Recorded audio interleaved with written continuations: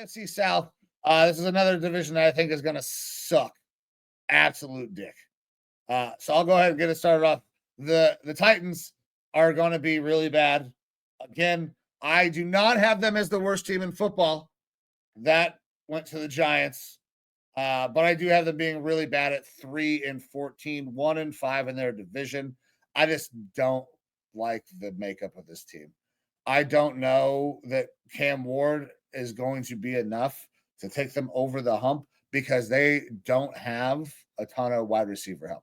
They have good running backs. I like their running game, but this is a team that is not necessarily predicated on a strong running game and defense anymore. This is a team that typically likes to try to throw the ball based on their head coach. So I don't know that where they're headed is gonna fix anything real fast. Cam does not have enough weapons to make huge strides. I think he's in for a really tough year down there in Tennessee. All right. My fourth place team is the Jags. I got them at 6-11, but I also have the Titans at 6-11 as well. Jags, however, fourth place with 2 divisional wins. I'm not sold on Liam Cohen, especially after that Duval comment. It just feels like he's fucking awkward. Like, obviously, the guy was able to put together some pretty competent offenses in his past, most recently with Tampa Bay. But I feel like he's awkward. I don't know how he's going to control that locker room off the rip. And so I'm a little bit concerned about the head coaching position. They go out there and get Ted McMillan with that first pick, but they've got to make moves to get him. So that kind of straps their draft a little bit. And while I think Travis Hunter. While I think Travis Hunter is obviously an extremely talented player, can play on both sides of the football. They need that help on both sides of the football. We need to see Trevor Lawrence actually live up to that draft position this year. I think he's got all the talent in the world. He's had really weird situations with bad coaching staffs and bad squads around him. A lot of excuses, injuries and stuff like that. But you've got a pretty solid receiving core there. You've got to make use of it. The offensive line, I'm not super sold on being very good. Running back room, Etienne can't stay healthy. I'm not sold on that running back room. So I think the offense is going to become a little bit one-dimensional, and it's going to revolve around Travis Hunter in the passing game. And I think that once you become one-dimensional on an offense, that's where defenses in the NFL start to pick you apart. And on the flip side, that defense, I think the secondary is pretty terrible. Yeah, Travis Hunter could help there, but again, I don't know that he's going to play full time. You're going to start to burn him out at some point. I know it's been a big talking point about him, and that he thinks that he can play full time both sides, but it's the NFL, man. It's different. And I just don't think that's going to be possible. And I'm not super stoked on a whole lot of the pieces that they have on that defense. So I think they're going to be a middling team, getting a new scheme, new systems, new coaches, all that stuff kind of put together. So I got them going 6-11. All right. So my number 3 team, I have the Jags. I have them at 4-13, though. I have them a little worse than you do. 2-4 in the division. A lot of the things that you said. Travis Hunter, I think, is going to be a good player. I think he can help on both sides. There's obviously been a lot of talk, a lot of videos that have come out that said maybe Travis isn't going to be that great. Maybe he's not. Who knows? I just don't think that there's enough on this team to run the ball, to protect, and to play defense. Trevor Lawrence is going to have to absolutely light up the scoreboard. He's going to have to prove that he is the former number 1 pick, because I just don't know that they have enough around as a team to help him. That running game, for all the things that they thought that they were going to be able to get out of an Etienne and different pieces, it just has never been efficient for this team and for Trevor Lawrence. I'm not sure that he's ever had as the semblance of a legit running game. So what is the ask? To put the whole team on his back again? I don't think he's going to be able to do it. So I got them going I'm not all the way down at 4-13. All righty. And then so Titans for me, like I said, they're third place also at 6-11, but they were able to get 3 wins within the division because it isn't a very good division there. Titans, look, I am buying into, I think that they're a bad team. I do think that they're a bad team, but I am buying into a little bit of the hype of what Cam Ward could be. Look, this is a chance for Callahan to get a quarterback that he wants. Now he's kind of pigeonholed into that decision because Will Levis was not the guy. And you didn't have a ton of options at the top end, depending on your thoughts about Shedeur Sanders. You didn't have the options at the top end to do anything other than go after who is viewed as the best quarterback, and that's Cam Ward. Now that I'm hearing a lot of glowing things about him, mostly from the Titans' perspective. So you have to take all that with a grain of salt. But I think that he can be a good quarterback. He can be a competent quarterback if he doesn't get ruined by that bad roster that's around him. He does have some weapons. Calvin Ridley being kind of the top one. I mean, it's fucking Ghost for what, 6 straight weeks? Yeah, he obviously had a pretty bad year last year. Now, granted, and Will Levis was playing issues. quarterback. Yeah, but we brought this up on our shows last year because I had Calvin Ridley on my fantasy. I know. It wasn't the fact that Will Levis wasn't getting the ball. It's the fact that he just wasn't catching the fucking ball. So hopefully an offseason with a quarterback that he can feel a little more confident about will help them out there. But I still expect this team to be pretty bad.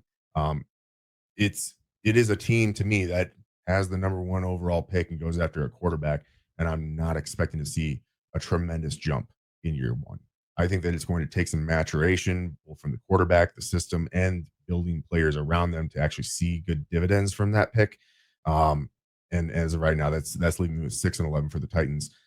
Again, a little bit scrappy. We'll see some good things from Cam Ward, but overall, that roster just isn't there to support him and getting past a 6-win team. All right. I assume that we're going to be saying the second team here is probably the same. Colts. Got the Colts at number 2. Okay, so I know our records are going to be very different, though, based on the way your numbers have already started, because I have the Colts being absolutely ass again, like being mega ass, just like the Jags. I got them at 4-13, 3-3 in the division. I have no idea who's going to play quarterback. They don't know either, as far as I can tell. What has changed? What situation has changed other than the fact that instead of Joe Flacco being the problem, now Danny Dimes is the problem, or there's a distraction? I don't think that anything about their situation has changed. Yeah, like the wild card is Anthony Richardson. Sounds like he might be able to play at the beginning of the year, but obviously he's dealing with some injuries, and that's been the story with him his entire NFL career so far, along with the fact that he has an incredible arm that he can't hit the broadside of a barn with. If he somehow is able to wrangle that in and get closer to a Josh Allen as far as their trajectory of wrangling in that accuracy, the sky could be the limit for the Colts. I mean, I think that they have a good offensive line, although multiple starters were poached by my Vikings from that offensive line. The guys who are replacing them are younger and have some upside, so that's decent there. They have a really good running back in Jonathan Allen. I like their offensive weapons that they have at receiver and tight end. The question does come down to quarterback. Danny Dimes, I think, is going to be their starter week 1. And I think that until he has implosion games and Anthony Richardson is back, that we're probably going to see Danny Dimes be the quarterback there. And it kind of fits the mold of what Shane Steichen needs and wants.